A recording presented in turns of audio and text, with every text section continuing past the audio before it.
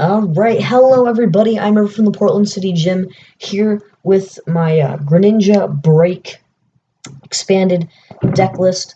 Greninja Break is a deck that hasn't really seen any form of attention since, pretty sure Unbroken Bonds.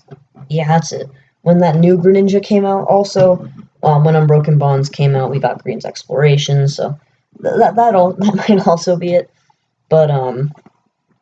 But yeah, so Greninja Break hasn't gotten some attention in a while, and I don't really think that that's right, because, I mean, Greninja basically shaped its own format. It literally changed, it changed Pokemon, you know, to an extent at least. So, I feel like it's fair to give Greninja some more time in the spotlight, more than it has, but, okay, Greninja. So first off, with every Greninja Break deck needs 4 copies of Froakie. Froakie is there to evolve, and Bubble. Bubble you might find yourself doing quite a bit, but mostly just evolving. Bubble. It says that you may flip a coin, or no, you flip a coin, and if it's heads, your opponent's active Pokemon is not paralyzed. So that's a decent move to use if you have to. It's not ideal, but it's pretty good. Then we play 4 copies of Frogadier. Frogadier is the main thing that we're going to be wanting to use, just in general. The main thing we want to use is water duplicates. For 1 water energy, it says that you may just search your deck for up to 3 Frogadier and put them onto your bench, shuffle your deck afterward. So that's the primary way you want to get out all the frogs. As you could probably tell, this is a slower moving deck. It takes a while for you to just get all the pieces together, but once you get all the pieces together, that's the important thing. So 4 copies of Frogadier. That is why we actually play a 4-4-4 line instead of the usual 4-2-4 or 4-1-4 or 4-3-4 line. We do play rare candies in this deck, but that's mostly just like a recovery option. But yeah. So then we play 4 copies of Greninja. Greninja has 2 attacks. Shadow Stitching does 40 damage, and during your opponent's next turn, they have no abilities. Abilities are completely gone, and then going back to your next turn, abilities are all back. So it doesn't really affect you in any way, it only affects your opponent. So that's pretty good as a first attack. Its second attack is going to be like your finisher move. Moonlight Slash for 1 water energy. Does 60 damage, and you may put 1 water energy attached to Greninja back into your hand. If you do, this attack does 20 more, so a total of 80 for 1 water energy. That's not terrible. It's okay. It's honestly a pretty mediocre attack. Back in the good old days, 80 damage for 1 energy was actually kind of decent, but now it's not. So yeah, there's that. But what's good about Greninja is that you can use all of its delightfully mediocre attacks and make them really, really strong with Greninja Break. Oh, also one thing that's important to mention is that Greninja has free retreat. That's really important to mention. It's actually key to the whole deck, is that it has free retreat. Then we have Greninja Break. For those who don't know what a break is, maybe you missed this period or something, I don't know. Basically, it's just a Pokemon. No, nothing gets, like, taken away. You know, nothing is taken away from the Pokemon that you evolved into a break. Right? It still retains its retreat cost, all of its original attacks. And yeah, I'm pretty sure that's it. Everything that you don't see on a everything that you don't see on a break card that is on a normal card, you will see on Greninja. I mean, on the original card. So, like I said, retreat, weakness, resistance, all that good stuff. So, basically, what Greninja gets from Break Evolving is an extra 40 HP, which is a healthy little boost of HP. And then a new ability, or another, new ability. Giant Water Shuriken.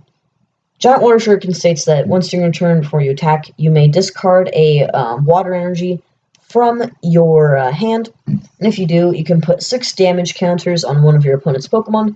So basically 60 damage anywhere you want on your opponent's side of the field. Very, very strong, especially combined with one other card that we'll get to later. But it's just really, really strong because, like I said, you can turn Greninja's delightfully mediocre Moonlight Slash. It hits 80, right? So you do 80 damage, and then you Giant Water Shuriken. That there's a 60 damage on your opponent's active if you want. There's 60. Retreat into another Greninja. There's another 60, and then Moonlight Slash. 60 plus 60 is 120, plus the 80 is 200, plus the Galarian Zigzagoon that we do play a copy of in this list. That's 210, and that is one-shotting a Zoroark. Zoroark GX, to be specific. So that's definitely very, very strong. This deck pretty much ruled the format. It was just very, very dominant over other evolution decks because of another card that we're going to get to later. But yeah, just keep that in mind. Really, really strong because it just piled on a bunch of damage without attacking. Then we played one copy of Shaman EX. Greninja decks before it got rotated did not usually play Shaman because it's just not really that kind of deck. It prefers to be able to consistently draw instead of having to play one card, draw once, but then you're stuck again. So that's why Greninja tended to lean more towards Octillery. However, some Greninja decks did also play Shaman as like a backup, like this really aggressive, like I really need to draw cards now kind of thing. So yeah, Shaman. One copy of Jirachi EX. Jirachi EX over Tapu Lele because we have Scoop Up Net. Just being able to put it on the bench and then search your deck for any supporter.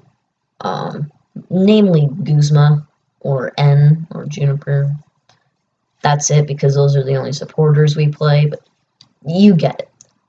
Then one copy of Espeon EX. Espeon EX is that card I was talking about earlier, of why Greninja was so powerful with it. Miraculous Shine. It says, devolve each of your opponent's evolved Pokemon and put the highest stage evolution card in your opponent's hand. So basically, let's say your opponent had three Zoroark GXs on the opposing field, right? You can Greninja Break. Let's say you have 3 Greninja Breaks on the field and your opponent has 3 Zoroarks. You go Giant Water Shuriken, Retreat, Giant Water Shuriken, and then Switch, which we do play 4 copies of. So use Switch, Giant Water Shuriken, and then switch again, or Scoop Up Net, like I said. We have a lot of switching options. And then go into Espeon EX, Miraculous Shine, devolve each and every one of those Zoroarks that you put damage on, and they all die. Because Zoro only has 60 HP. And most evolution Pokemon have 60 HP. Zorua, pretty much any evolution deck in Expanded, it has a Pokemon with 60 HP underneath it. Sometimes it is 70 HP, but that's why we have Galarian Zigzagoon. So Miraculous Shine definitely very, very strong in this deck. And then we played one copy of Galarian Zigzagoon, as I said. Headbutt Tantrum, put 1 damage counter on one of your opponent's Pokemon. Combined with Scoop Up Net, definitely very, very strong. You can just put a total of 5 damage counters wherever you want. Definitely fixes up some math. Like I said, 60 damage plus the extra 10 to knock out a higher HP evolved Pokemon with Miraculous Shine. So, yeah. Next up is supporters. 4 copies of N. Usually you won't see 4 copies of N in an expanded deck. Usually you only see 1, and that's it. 1 N, 2 Juniper, 1 Guzma, 1 Karen, and that's usually the standard. This deck is a little bit different though. This deck can sometimes have some trouble. Sorry. This deck can have a lot of trouble drawing cards. So having cards like N are really, really important. Also, this deck can fall behind a lot. You'll usually be a few prizes behind by the time you start taking knockouts. So N is really, really good there. Then we play 2 copies of Professor Juniper. Professor Juniper, simply discard your hand, draw 7. Then 1 copy of Guzma. This deck doesn't really need as much gusting as most normal decks would, because this is namely a snipe deck. You snipe damage, and you knock it out. I guess usually you will find yourself using Giant Water Shuriken on the active. However, if there was something on the bench that you really wanted to kill, you could usually just Giant Water Shuriken and take care of it. So gusting, not really that important. The main reason I chose Guzma over something like Lysander was because Guzma acts as a 5th switch. Switching is very important in this deck. When people built Greninja originally, they didn't really pay any mind to switch, mostly because switch wasn't really as prominent in a format like ours. So just kind of combine the two and you get this deck. So switching is very, very important. Switch wasn't always in the format at the time. I mean, Switch is a tale. It's a card as old as Pokemon time, really. I mean, ever since base set, you could probably find a Switch. But for some reason, people never played it in Greninja, even though Greninja was probably one of the decks where you really wanted to play it. And I think the main reason people didn't play it was probably because we had Floatstone, which is just objectively better. But I mean, like, that counts as a retreat. So Switch is better in this case because that, generally speaking, allows you multiple free retreats. But it's a one-time use, unlike Floatstone. So, yeah. Then for items, we play 4 VS Seeker. That's a standard. Get back any of these 7 supporters. 4 copies of Dive Ball. This is to get out any of the Froggies. Froakie, Froggier, Greninja, Greninja Break. All of them are very, very important moving pieces in the deck that we need to get out as consistently as possible. 4 copies of Scoop Up Net. This is namely to get back our Galarian Zigzagoons. But if you're like in the dire need of like a game-winning switch, but you don't have a switch in your hand, you can scoop up Greninja Break. But if you're like in the middle of a game and you have a Greninja Break, right? Everything's going fine, but you're missing a switch, it's not really going to help unless that switch wins you the game, like I said. Because then, just think of it like this, Greninja Break is a stage 3. That's essentially what it is. It's a stage 3. You have to evolve Froakie. I guess we do play rare candies for that reason, but initially speaking, you don't really want to do that. Then you'll have to go into Froakie, try to get the rare candy, and try to get the Greninja. Rare candy Greninja, wait another turn, Greninja Break. That's just too long. Okay, that is an extra, let's see here. I'll see. So if you get Scoop Up Net, get the Froakie back. Rare candy, that's a second turn. Greninja Break, that's 3 turns where you could be Giant Water Shurikening like the absolute heck out of your opponent, but you're using it to get the Greninja back. And what are you doing with your time? You're just wasting your time getting a Greninja Break back that you didn't need to Scoop Up Net. So definitely use your Scoop Up Nets wisely. Of course, we can get back Shaman, Jirachi, Espeon.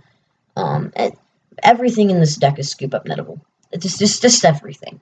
If you needed to, you could scoop up Greninja Break, you can scoop up Shaman, scoop up Jirachi, scoop up Espeon if you really need to, and scoop up Galarian Zigzagoon. Everything is scoop up nettable. Then we play 4 copies of Switch. Like I said, we play 4 Switch. Really important so that we can get a total of 3. Very important so that we can get 3 giant water shurikens off in one turn. So 4 Switch, very important. Then we play 3 copies of Ultra Ball. This is to get out anything that isn't a frog, and if we really need to get out a frog too. Then we play 3 copies of Rare Candy. This is for the cases where you do need to scoop up net a Greninja. It's Rare Candy. This is what happens if you don't use your water duplicates. This is what happens if you just kind of brick pretty badly. This is what happens if those are pretty much all of the situations where you need to use Rare Candy, but it's enough for me to play 3 of them. Then we play 2 copies of Field Blower. This is for Garbotoxin and Silent Lab. Or not Silent Lab. Never mind. This is namely for Garbotoxin. And Garbotoxin just absolutely kills this deck, as you'd probably guess. It cancels off our giant water shurikens, which is terrible. Cancels out setup.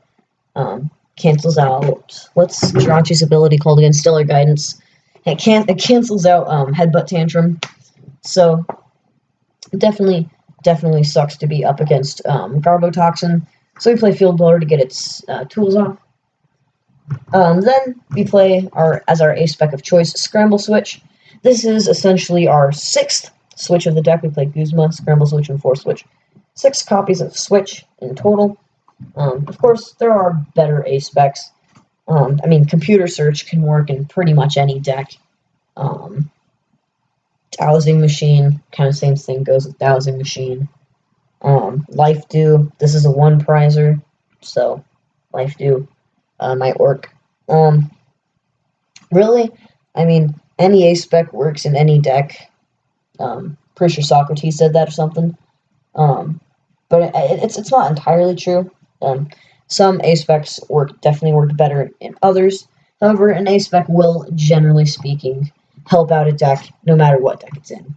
But of course, that's just a general assumption. So, but Scramble Switch, basically, it's like a switch, except you may move all the energy from the new active Pokemon, from the old active Pokemon to the new one. So it just moves the Pokemon, not the energy, if you want to. And you can move as much water energy as you'd like. That's the fun part. So if you have 1 water energy, you don't have to move it if you don't want to. Usually you're not going to be wanting to, but yeah, like I said, it's basically just allowing us to use a 6th Switch. Switching is very, very important, as you have probably noticed. I guess in total, if you really, really tried, you could use 10 switches. If you VS Seeker for Guzma 5 times, or if you use Guzma, VS Seeker for 4 times to use Guzma 5 times, 4 switch, and then 1 Scramble Switch. That's 10 switches. But I don't recommend that. So that's the A-Spec. And then for the energy count, we play 7 water, 2 splash. That's kind of like a classic count, that's like what you'll see in a run-of-the-mill Greninja deck, you'll see 7 to 8 water energy and a couple splash, a couple splash energy just kind of splashed in there. I'm ashamed of myself too. But that's the whole deck. Oh, splash energy, by the way. If it's attached to a water Pokemon, it supplies water energy, and if it's knocked out, all the Pokemon and all cards attached to it are put back into your hand. Is it all the cards attached to it? I can't remember. I only remember the basic premise of it, but I'm pretty sure it's the Pokemon and all cards attached to it. Hold on a second. Yes, I am pretty sure it is. You might want to look that one up, but I'm pretty sure it is.